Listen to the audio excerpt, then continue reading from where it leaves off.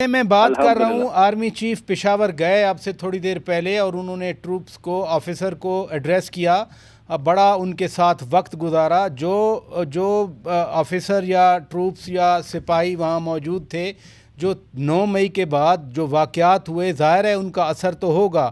تو army chief نے تو بڑا واضح طور پر پیغام دے دیا کہ جو بھی لوگ یوم سیاہ 9 مئی کے واقعات میں ملوث تھے ان کو کیفر کردار تک لایا جائے گا۔ دوسری طرف عدالتی فیصلوں کا جو تاثر ہے کہ ان کا جھکاؤ ہے پی ٹی آئی کی طرف، تو پھر ضمانتیں بھی ہو رہی ہیں ان کی، تو پھر یہ کیسے معاملہ آگے بڑھے گا؟ آپ کیا دیکھتے ہیں؟ جی بہت شکریہ۔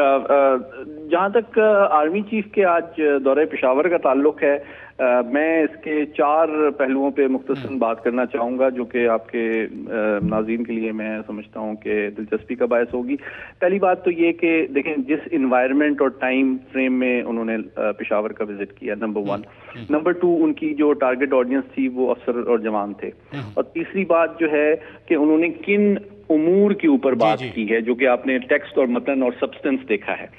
تو پہلی بات یہ کہ اس وقت جو انوائرمنٹ ہے اس کے کانٹیکس میں اس اسٹیٹمنٹ کو دیکھنا چاہیے کہ جو مختلف قسم کے ارسپانسبل بیانیے یا شک و شبہات پیدا کیے جا رہے تھے کچھ لوگوں کی جانب سے آرمی چیف کی قیادت یا ان کی پاپولیرٹی اور کمانڈ کنٹرول کے حوالے سے، میں سمجھتا ہوں وہ بھی بہت امپورٹنٹ ہے کہ انہوں نے افواج اور جوانوں کے اس اسٹیشن کا انتخاب کیا جو کہ اس وقت دہشت گردی کی جنگ میں میں سمجھتا ہوں کہ فرنٹ لائن کور ہے تمام کورز میں، جو پشاور کور ہے، نمبر 1۔ نمبر 2 یہ کہ انہوں نے جو بات کی، آپ دیکھیں کہ اس کے جو ٹیکسٹ میں شاید ٹیررزم کے حوالے سے اتنا ایمفیسس نہیں ہے جتنا کہ 2 باتوں پہ ہے۔ ایک تو یہ کہ انہوں نے جوانوں کو یہ اشور کیا، اور یقیناً ایک جوانوں اور ہماری افواج کے اندر بھی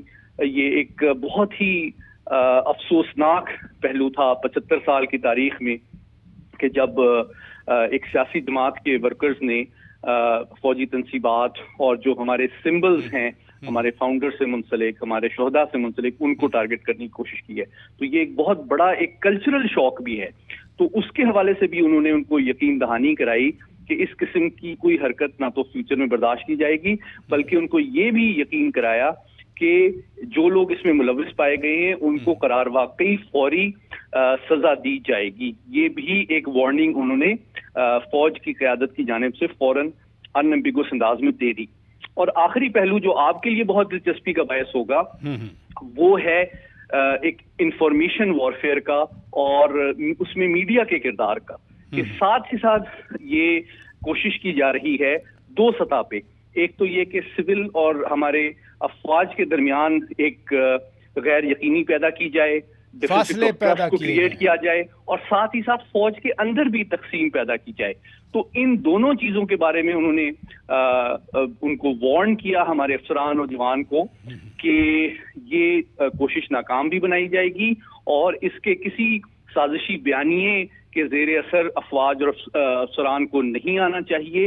اور لیکن یہ پیغام میں سمجھتا ہوں ہماری قوم اور سویلینز کے لیے بھی ہے کہ کوئی ایسا بیانیہ جو کہ غیر محتاط ہو، ڈیوائسو ہو، ڈسرپٹیو ہو اور کریڈیبل نہ ہو، اس کے اثر میں آ کے آپ دراصل اپنے دشمن کے جو اہداف ہیں ان کو بڑھانے کا موجب بنتے ہیں۔ ایک بھرپور پیغام ہے جو آج army chief general Asim Munir Syed نے دیا ہے پشاور میں کھڑے ہو کے۔ آپ ہمارے ساتھ رہیے ناظرین، بریک لیتے ہیں، بریک کے بعد جب واپس آئیں گے اسی گفتگو کو آگے بڑھائیں گے۔ Stay with us.